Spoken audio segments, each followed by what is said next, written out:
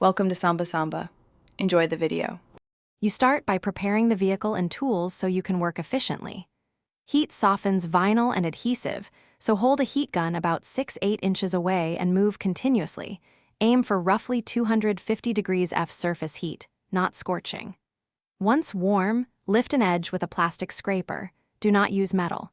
Make sure to protect surrounding paint with tape and cloths. This prevents accidental damage and gives you a clear boundary while you begin peeling the chrome delete wrap. Continue by peeling the vinyl slowly and deliberately. Pull at about a 45 degrees angle. This reduces stress on the paint and the film. If a section resists, reheat for 10-20 seconds and try again. Powdery adhesive comes off easier when warm.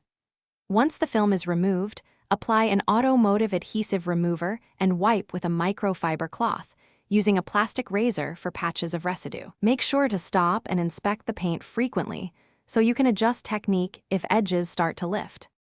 Finish by cleaning and restoring the surface so the original trim looks uniform.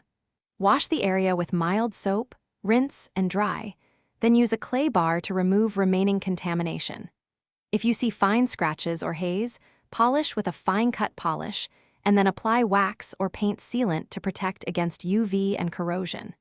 If you notice paint damage or deep scratches that won't polish out, stop and consult a paint professional or consider touch-up paint.